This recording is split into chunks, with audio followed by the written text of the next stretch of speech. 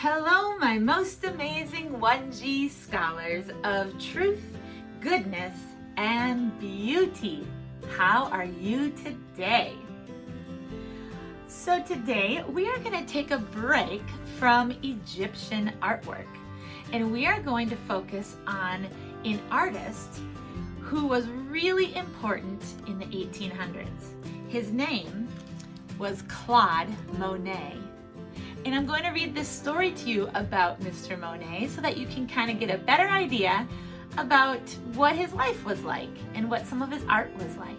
And then we will be inspired by one of his paintings to try something ourselves, a painting that will really help us use what we learned last week and the week before about the color wheel. We're going to focus on colors for a little while and use those colors in our painting that's inspired by Claude Monet. All right, let me share this book with you. Claude Monet, the Painter Who Stopped the Trains, by P.I. Maltby. Papa, look! The train is coming! Claude Monet turned away from his painting to see his 9-year-old son, Jean, waving at a train as it rushed across the French countryside. "Hello!" Jean cried out as he waved his handkerchief. "Say bonjour to all the people in Paris!" The year was 1876, and trains were the fastest, most modern form of transportation. Just to see one rushing by was thrilling to most people, and especially to Jean. In a few minutes, after it disappeared from sight, the train he was watching would be arriving in Paris. After that, it would be racing off to another town. As Claude watched his son's delight, he wished that his paintings could produce the same sense of energy and excitement as the speeding train, but it seemed as if his paintings just made people angry, especially the art critics.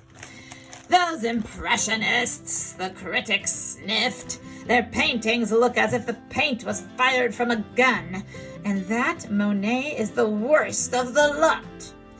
Claude didn't like to be called an Impressionist, but that's what the art critics called him and his friends after an exhibition of their paintings in 1874.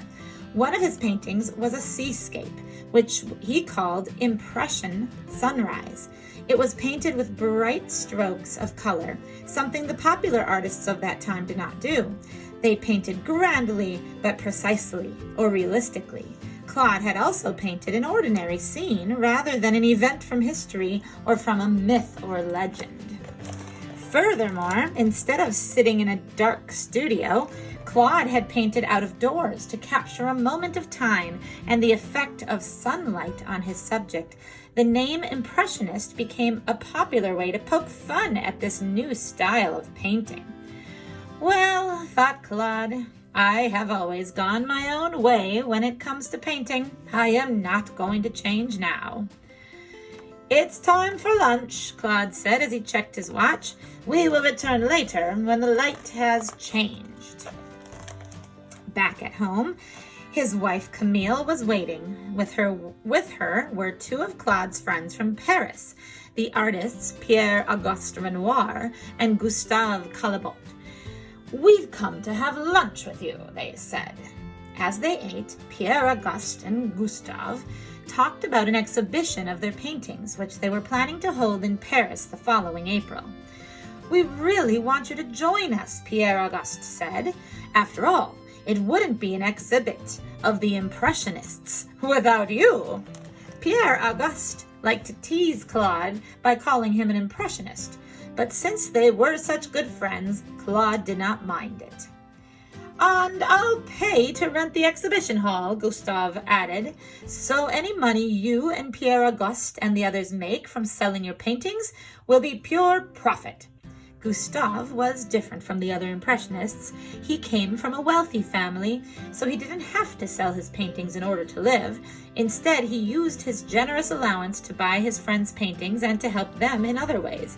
His offer to rent the hall would be a great help to Claude, Pierre-Auguste, and their friends. After lunch, the three artists relaxed in Claude's beautiful garden. While they talked of the exhibition, Jean played nearby with his toy train.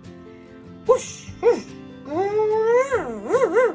Jean made train noises. Stuffing a bit of cotton into the smokestack made the train look as if it were giving off a cloud of steam as it rumbled through the grass. Maybe you could show some of the paintings you are working on now, Gustave said. Or maybe you'll have something new, Pierre Auguste suggested. Perhaps, Claude agreed, but what could he paint that would not anger the critics? If they did not like his work, his paintings would not sell. After his friends left, Claude continued to watch Jean play with his toy train. The wisp of cotton Jean had stuffed into the smokestack reminded Claude of the fog and mist he had captured in his seascape painting. Suddenly, he had an idea. Trains! I'll show them with their engines just starting, with smoke from the engines so thick the critics will hardly see a thing. If they don't think fog at the seashore is a proper subject for my paintings, I'll give them a modern city scene, a view of Paris today, but filled with steam and smoke. It will be a dream world, but a modern dream world.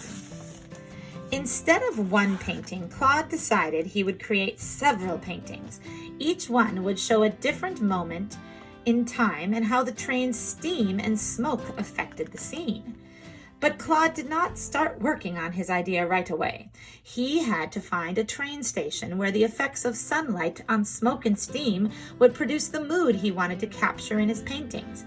He would also need a studio close by where he could live while he worked on his paintings. In January 1877, after visiting each train station in Paris, Claude decided that the Saint-Lazare was just what he wanted. Nearby was an apartment he could use for his studio. Now he would put the most important part of his plan into action. The artist put on his best clothes, which he had bought from home. His best suit, his fine top hat, a linen shirt, and a handsome silk tie. Cuff buttons flashed at his wrists, and a gold-headed walking stick twirled between his fingertips. Looking like a wealthy gentleman, Claude strolled from his studio apartment to the office of the director of the Saint-Lazare station. I have some very important business to discuss with Monsieur the Director, he said as he handed the clerk his card. The clerk looked at the card and then looked at Claude. Such an elegant gentleman had to be very important indeed, so without asking any questions, the clerk led Claude into the director's office. How do you do, Claude said. I am the artist, Claude Monet. Immediately, Claude could see that the director didn't have any idea who he was, but did not have the courage to say so. For some time, I have wanted to paint a series of pictures of a train station to show the world how Paris is moving into the modern age, he continued. And after visiting all the stations in Paris, I have chosen yours as my model. I think it has much more character than any of the others. The director stammered. Oh, thank you, Monsieur Monet. I would like to set up my easel on the platform so I can capture the engines pulling into the station and preparing to leave. I want plenty of smoke and steam. Will that be a problem? Oh, no, monsieur. I would be honored. You can rely on me and my staff to help you in any way we can. And it may be necessary to delay the train's departures, Claude added, so that I may completely capture the effect of light through the steam and smoke. Oh, of course, it can be arranged. For the next few months, Claude was seen on the platform of the Saint-Lazare station, painting, while the director and a few of his assistants stood by in respectful silence. Claude worked.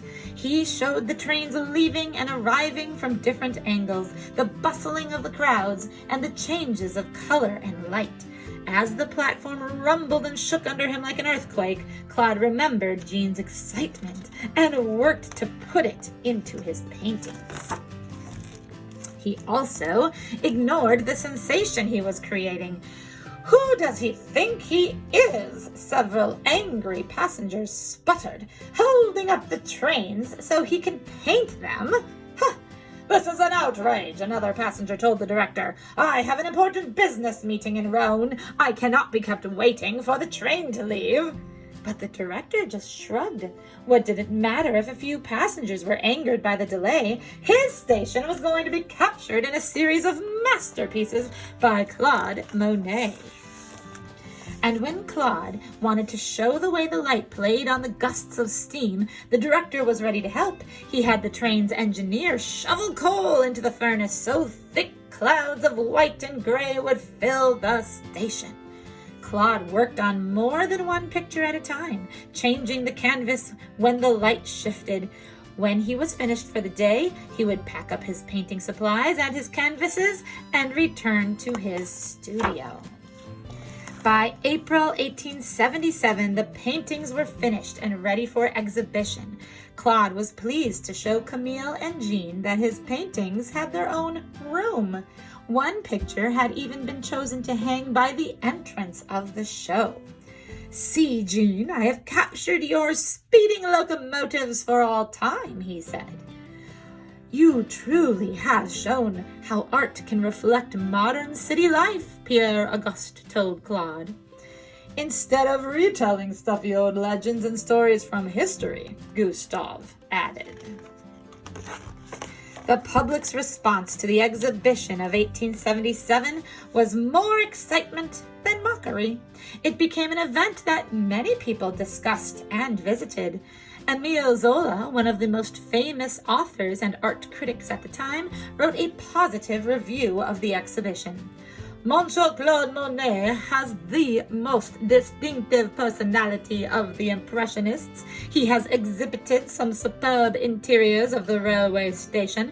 You can hear the trains rumbling in, see the smoke billow up under the huge roofs. That is where painting is today. Our artistes have to find the poetry in the train stations, and the way their fathers found poetry in forests and rivers." When the exhibition was over, an important art dealer offered to buy the series of Saint Lazare paintings. Now Claude would have the money he needed to work on other paintings. Those would be painted back home, however, in his colorful gardens and in the countryside of Argenteuil. Claude and his family returned to the Saint Lazare station, climbing on the train, headed north, and returned home. The end. Here is one of the paintings that he painted at the Saint Lazare train station. Ooh, look at that billowing smoke. Beautiful.